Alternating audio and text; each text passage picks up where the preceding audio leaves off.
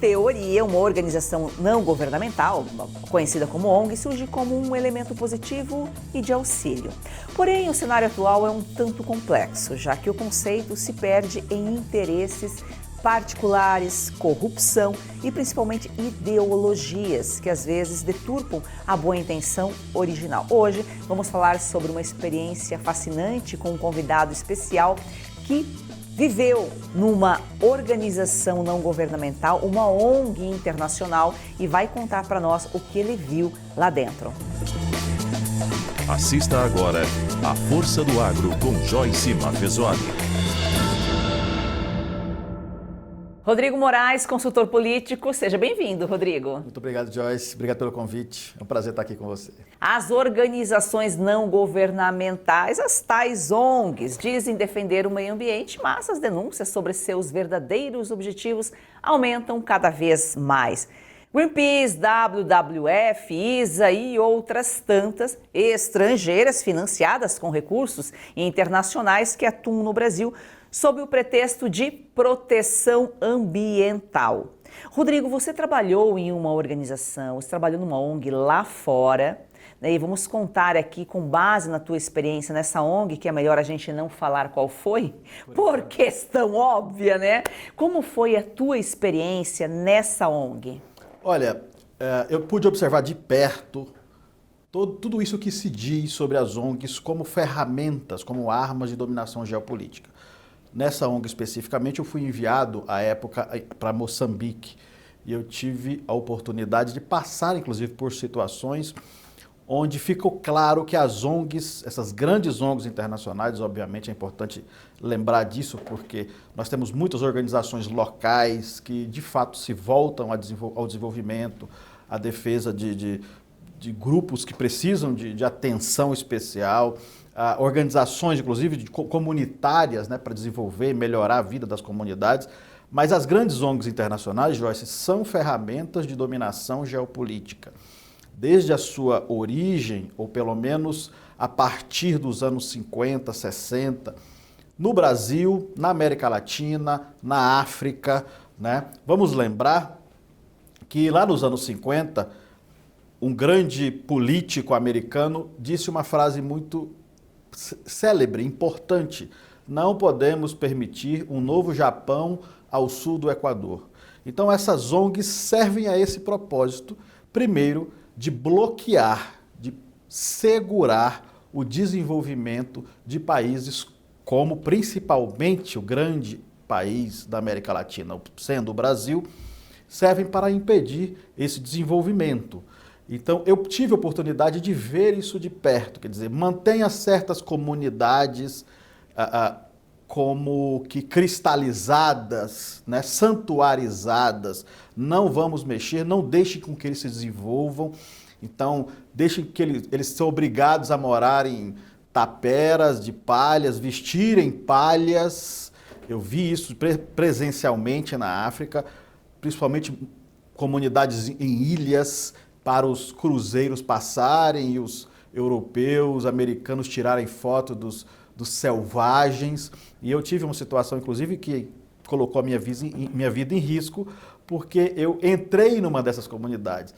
Lá dentro tinha cinema, eu sentei a assistir clipe do Michael Jackson nesse cinema, e fui descoberto, né, e fui ameaçado, mas a ideia era, tudo bem, vocês podem ter cinema no interior da ilha, fora, na praia, as casas de palha, vocês não vão vestir camiseta, porque tinha então, um grande era um cenário, resort. uma fachada. Era uma fachada. Aí lá dentro a realidade é outra. E, inclusive, mancomunado com um grande resort numa ilha vizinha, e que se dizia que o branco só poderia ir para o resort, que era caríssimo. Então tinha um acordo entre essa grande ONG, e aí sim, é uma dessas grandes que você citou o nome, para que os brancos não visitassem as outras ilhas e assim gastassem, né, altos valores em dólares para passar, para viver, para estar no resort.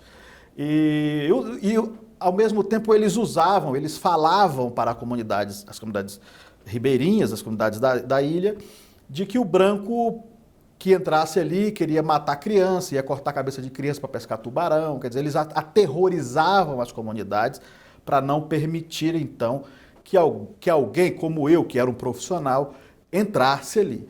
Bem, isso é uma experiência pessoal que eu passei, que inclusive fui ameaçado com armas, etc. Por isso que eu prefiro não citar a história e citar os locais, porque ali eu fui ameaçado e foi uma situação que eu achei até que eu ia ficar por lá, né? Mas o mesmo se observa no Brasil. Eu também morei na região amazônica e isso, também estudando e trabalhando no terceiro setor, e isso é uma realidade muito forte na região amazônica, até pior do que na África. Essas ONGs não só irradiam muito recurso que não chega na população ribeirinha, não chega na população amazônica. Essas pessoas vivem em extrema miséria, sem acesso à saúde, sem acesso à educação. Esse recurso, por exemplo, do Fundo da Amazônia, que se usa para chantagear o Brasil regularmente, em toda a reunião do G7 o Brasil está sendo chantageado, esse dinheiro vem da Noruega, vem dos países da França, direto para as ONGs, pré-definidas por esses países. Então, tem muita coisa ali errada e, mais uma vez, não é uma mera corrupção.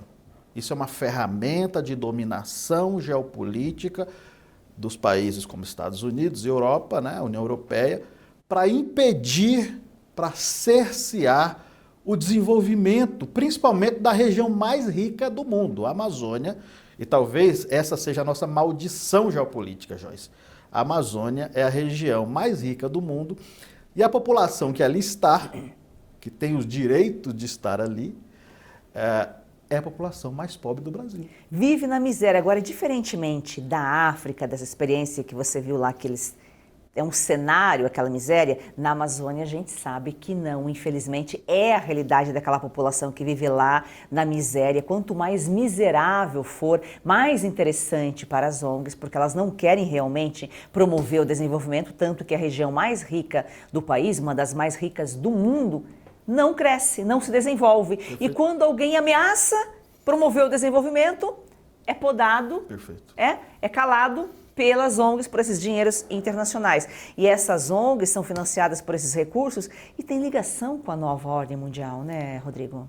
Tem ligação com isso que, por exemplo, a gente pode chamar dos globalistas, entendidos como essas grandes corporações que controlam o mercado, controlam as relações econômicas, principalmente no Ocidente, e que, para restringir, controlar mercado por razões protecionistas, razões eugenistas, razões de controle populacional, essas grandes corporações criam fundações e também com recurso, por exemplo, da USAID, né, que recentemente virou uma polêmica, mas isso é um problema no Brasil, é um problema desde os anos 60. Foi em 1968 que a USAID destruiu a educação brasileira nessa mesma perspectiva. Somos uma grande organização humanitária internacional, com dinheiro dessas grandes fundações, com dinheiro do governo americano, vêm para o Brasil e destroem. Eu convido o ouvinte a pesquisar os acordos MEC-USAID, 1967, 1968, e que destruiu a educação brasileira no sentido de essas pessoas aqui não podem se desenvolver. Esse povo precisa ser o que eles chamavam na época de proletariado externo. Então nós vamos cuidar, as grandes corporações vão cuidar primeiro da América do Norte, da Europa, e o que sobrar deixa para esse pessoal ali, e eles vão ser coletores, vão fazer economia extrativista, vão nos trazer a matéria-prima para que nós vendamos para eles manufaturas. Quer dizer, essa situação geopolítica, encabeçada, né, ou operacionalizada por essas grandes organizações de apoio humanitário, e aí essas ONGs, essas grandes ONGs, é sempre bom lembrar que nós estamos falando dessas grandes ONGs, elas fazem lobby, elas cooptam jornalistas, elas financiam, desde os anos 80, boa parte das bolsas acadêmicas no Brasil. então principalmente das ciências sociais, a maioria dos profissionais que são formados por meio de bolsas, onde os editais da Fundação Ford, por exemplo, vai dizer para o profissional o que ele deve estudar, qual o viés daquele...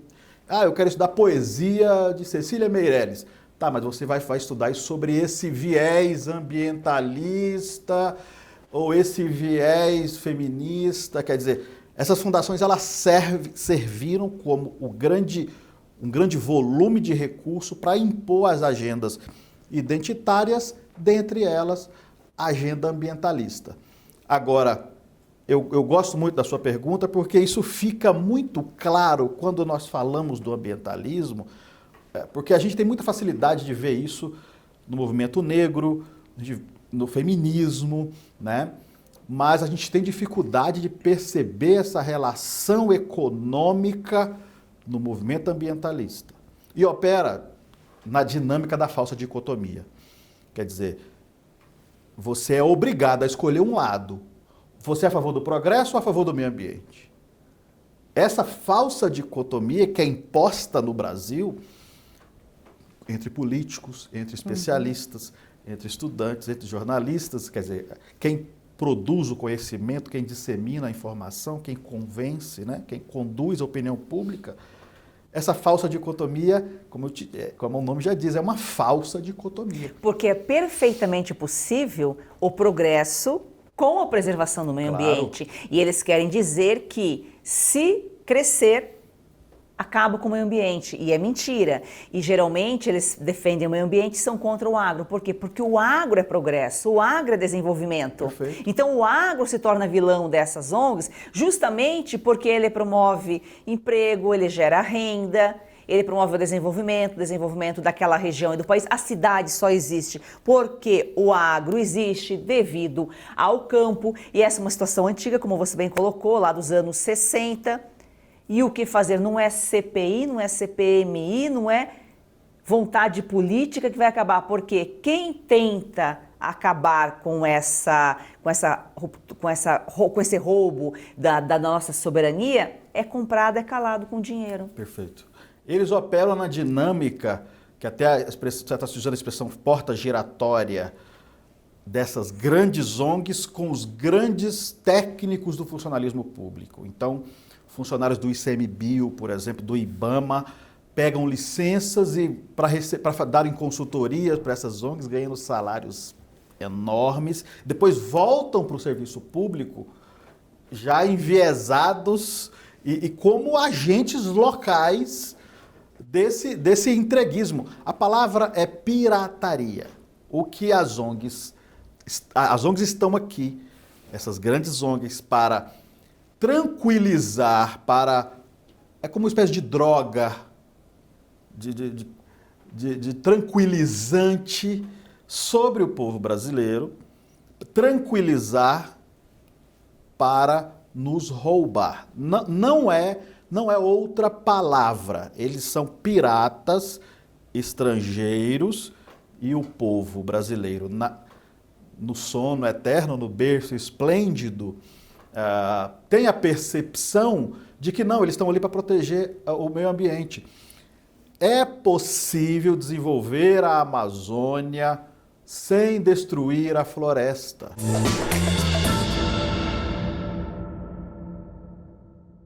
Nos últimos anos, aprendemos que a batalha cultural não é local, ela é mundial. O que acontece aqui nasce em outros países. O Brasil não cria essa engrenagem, ele apenas a absorve. E não faz sentido querer transformar o Brasil sem participar da luta global. A Brasil Paralelo nasceu com esse propósito: ser uma produtora independente, dedicada à transformação cultural do Brasil. E agora, chegou o momento de dar o próximo passo. Para que nossas produções conquistem também o público internacional, nós precisamos abrir o caminho lá nos Estados Unidos, o epicentro da batalha cultural. E foi por isso que criamos a Big Picture Originals, o braço internacional da BP. E nós queremos, é claro, que você faça parte dessa missão. Nós nunca aceitamos um centavo do dinheiro público e nunca aceitaremos. Assim, garantimos total independência na criação dos nossos originais. E para que possamos seguir em frente, tanto aqui no Brasil como no mundo afora, tirando mais produções do papel, nós contamos com seu apoio tornando-se um membro da Brasil Paralelo. A sua assinatura nos ajuda a seguir em frente na busca pela verdade e também, é claro, te garante acesso a centenas de originais da BP, que são os nossos documentários, séries e filmes exclusivos. Em 2026, nós vamos ampliar o nosso catálogo de ficções originais. E, inclusive, já temos novos filmes em produção. Para que ninguém fique de fora, nós estamos com o maior desconto da nossa história. E hoje, com apenas R$ 7,90 mensais, você libera o seu acesso ao Plano BP Originais. Toque em Saiba Mais e seja um membro assinante da BP hoje mesmo. Apenas R$ 7,90 mensais no plano anual e você garante acesso a todas as produções originais BP e ainda apoia uma mídia independente. Nós contamos com você, muito obrigado e até breve.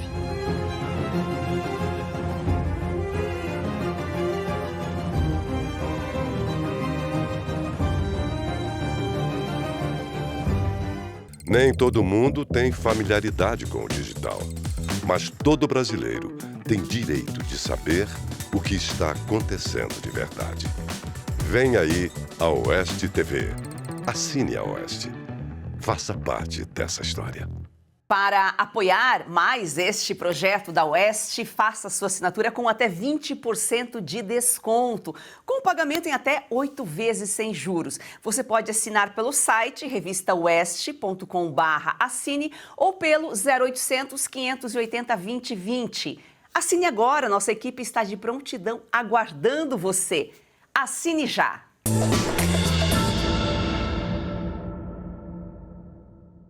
Quando surgem aquelas informações de que o agro é vilão, de que o agro é tóxico, de que encontrou-se resíduo tóxico num alimento, é só buscar a fonte. Todos os estudos, praticamente, quase todos os estudos, para a gente não dizer todos, não generalizar, são financiados por essas ONGs. E você sabe agora o interesse que elas têm.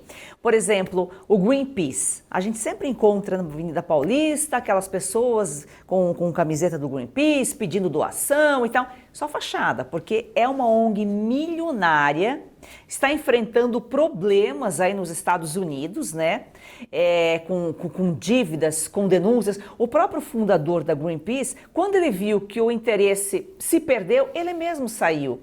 E é uma das ONGs aí nas mãos desses terroristas, digamos assim, né? Desses piratas. Eu gosto da palavra pirata, porque esse, no final das contas, é isso. Você citar o Greenpeace tem um caso muito interessante do Greenpeace, que foi denunciado e condenado nos Estados Unidos, recebeu uma multa de 660 milhões de dólares num processo judicial, onde, para impedir a construção de um gasoduto no Arizona, North Dakota do Norte, nos Estados Unidos, eles forjaram documentos, forjaram estudos, financiaram manifestantes, mobilização contra a construção, só que tudo ficou provado, né? Eles estão condenados. Então, podemos dizer que, de fato, são criminosos nesse ponto. E, inclusive, eles estão alegando agora, o Greenpeace está alegando que essa multa de 600 milhões vai fazer o Greenpeace fechar, né? Tomara que aconteça, porque agora eles também não têm o apoio da USAID, porque o Trump está tirando o recurso da USAID, que é a grande agência do governo americano, da estrutura de governo americano, que financiam essas grandes organizações. Você vê lá nos Estados Unidos, tem um presidente que está fechando a torneira, né? Porque não significa que só o Brasil é refém, os próprios Estados Unidos estão aí financiando. Só que se o presidente fecha a torneira, os recursos vão diminuir. Perfeito. E essa é a primeira medida para poder tirar a força dessas ONGs. Porque a gente sabe que esses recursos vêm aí dessa agência, da agência americana, USAID, grandes corporações, grandes empresas, que você já citou, Noruega, várias empresas da Europa, que querem dominar o mundo. E quanto mais pobre for a nação, mais miserável, mais interessante para eles. Eles que são contra o progresso. Engraçado que a esquerda é progressista, e a esquerda não enxerga, né? É tão massa de manobra que não consegue enxergar que eles vão contra tudo aquilo que eles pregam. Porque se ele é progressista, Ele tem que ser contra essas ONGs para poder realmente promover o progresso, porque a ONG quer a miséria. Isso. Essas ONGs, elas querem, o objetivo principal, e aí sim, é importante entender, o objetivo principal das grandes ONGs é cercear o desenvolvimento dos países. Por exemplo, dos argumentos que eles usam é o argumento da emissão de carbono. Porque nós precisamos reter, né, a emissão de carbono por causa do efeito estufa, toda essa história, toda essa questão. Mas veja, Estados Unidos emite 20% é responsável por 20% da emissão de carbono. União Europeia, 18%. China, 30%. Brasil, 2%. Então, por que eles não estão cuidando disso lá? Por que eles não estão fechando indústrias? Por que eles não estão fechando fazendas? Por que eles não estão cerceando ou diminuindo o desenvolvimento local deles? Por que eles não estão cuidando do meio ambiente deles? E essa é uma grande questão da Amazônia. A Amazônia foi transformada a partir de todos os estudos dessas organizações, dessas grandes organizações. A Amazônia foi transformada lá fora num conceito disseminado de um bem universal, de um bem da humanidade, justamente para pressionar o Brasil para dizer, olha, você tem que abrir mão da soberania sobre a Amazônia. É correto afirmar hoje que a Amazônia, na prática, de fato, não nos pertence.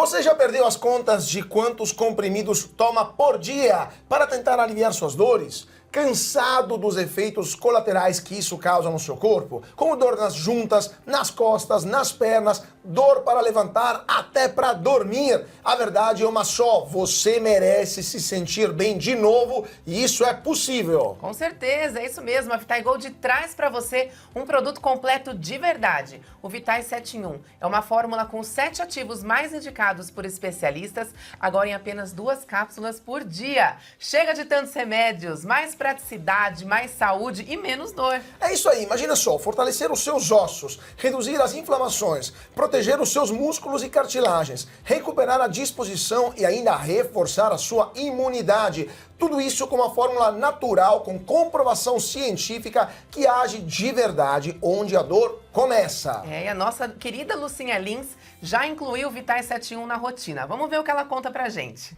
Cansada de tomar vários comprimidos por dia, não é mesmo? Eu também. Por isso a Vitae Gold tem agora o Vitae 7.1. São os 7 principais ativos para cuidar da sua saúde e ajudar você que sofre com dores nas articulações, artrite, artrose, reumatismo, fibromialgia. A Vitae Gold desenvolveu um creme de massagem e vai mandar aí para você de presente. Ligue 0800 291 2200. É isso mesmo, o Vitae 7 em 1 mudou a rotina da Lucinha e pode transformar a sua também. Ligue agora para 0800 291 2200 e aproveite a oferta exclusiva. 70% de desconto para os 100 primeiros que ligarem e o relógio inteligente, vai de presente. É isso aí, então chega de remédio para tudo e solução para nada. Vitae 7.1 é natural, eficaz e foi feito para você viver sem dor.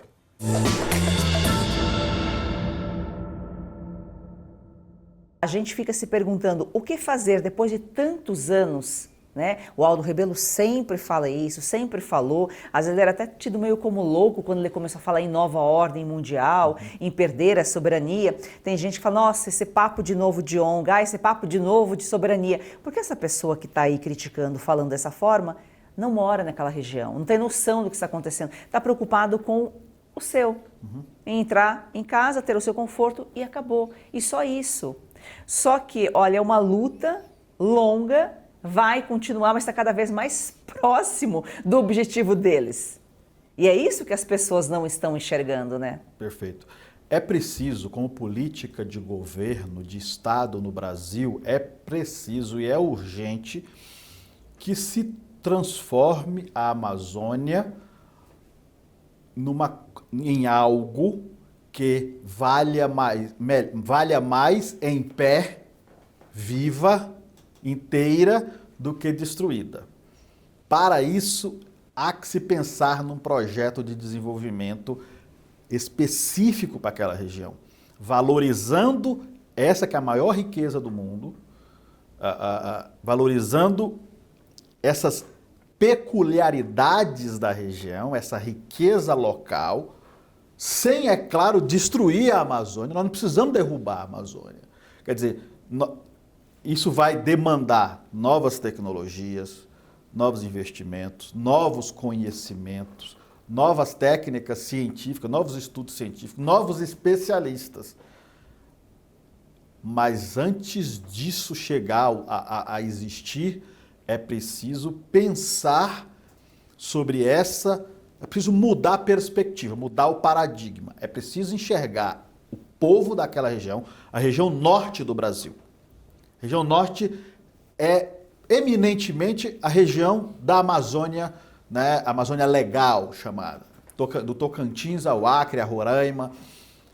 É preciso pensar um modelo de desenvolvimento que não é o modelo do Centro-Oeste, que não é o modelo do Sul, que não é o modelo do Nordeste, que não é o modelo do Sudeste.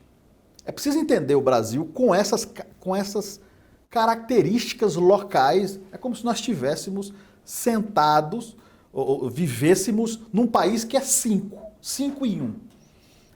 E a Amazônia tem sido tratada como se fosse São Paulo, como se fosse o Sudeste. A Amazônia tem sido tratada como se fosse uma periferia de São Paulo, abandonada. Deixa lá. O importante é preservar o meio ambiente. Só que aquele povo é parte do ambiente. O povo é o meio ambiente, exatamente. Você preserva a árvore e não preserva a vida. Perfeitamente. Né? Não tem um mínimo de dignidade. A dignidade acho que é o mínimo que o ser humano precisa para viver. Lá não tem comida, lá não tem roupa, médico. Não tem saúde, não tem educação, não tem nada. Que dirá dignidade. É hora de o Brasil olhar com mais atenção. É como você colocou, o Brasil é gigante. Cada região tem a sua particularidade e quem é do Sul, Sudeste, Centro-Oeste não conhece a Amazônia, não consegue enxergar, né, a riqueza que tem lá e a pobreza ao mesmo tempo. Por quê? Porque lá fora, quanto mais pobre for, melhor, e os governantes são coniventes porque os governantes recebem dinheiro para se calarem. Perfeito. O lobby, como eu te disse, eu disse do lobby aos técnicos do poder público, principalmente o governo federal, e eu também tive a oportunidade de trabalhar no governo federal, assim, a quantidade de consultores ligados a essas organizações internacionais, em todos os ministérios, é uma coisa assombrosa. E, mais uma vez, ganhando mais do que todo mundo. E, quer dizer, óbvio, com muito mais poder de influência. Com estudos, todo dia aparece estudo novo desse pessoal. Alguns políticos, no bolso mesmo, temos que falar a verdade, refém desse lobby. E essas grandes empresas, as grandes farmacêuticas, por exemplo, que já roubaram, né, em termos de royalties, boa parte da nossa biodiversidade.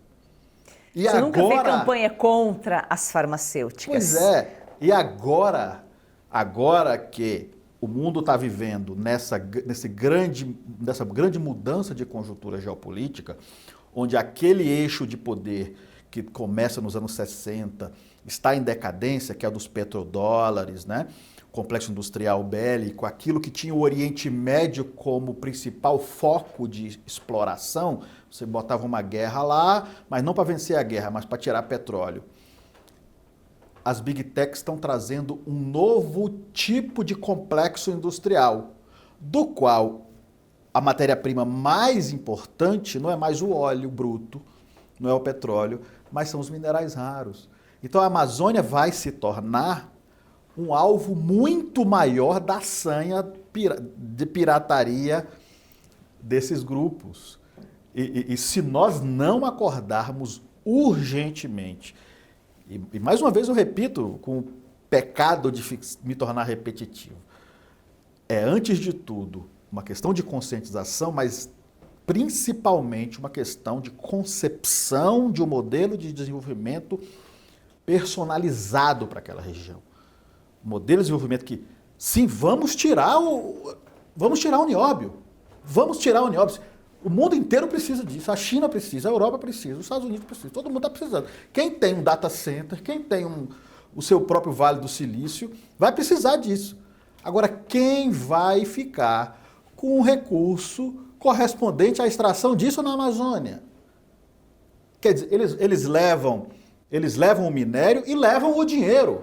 E nos vendem o computador caro. Todas as mineradoras são administradas por estrangeiras. A gente tem duas situações aqui. A primeira coisa, o brasileiro discernir, ter conhecimento, saber o que é bom, o que é ruim para o país, ter essas informações e entender o verdadeiro objetivo dessas ONGs. E a segunda coisa, não é Lula, não é Bolsonaro que vão salvar o país. A força está no agro. O agro é a locomotiva, é o que move esse país e o setor precisa se unir, precisa estar junto, porque já é forte, mas é junto, é na união que vai ter ainda mais força para poder bater de frente com essas ONGs, com esses organismos e mostrar, nós não somos vilões não, nós somos o mocinho aqui dessa história. Nosso tempo está acabando, a gente tem que voltar a falar desse assunto, porque o assunto é muito interessante, o tempo é curto. Rodrigo, foi um prazer te receber aqui, muito obrigada. Eu que agradeço o convite, eu estou à sua disposição sempre. Gratidão a você, vamos fazer do agro esse campeão brasileiro uma paixão nacional. É parte sua também aí, ó, lutar pelo país.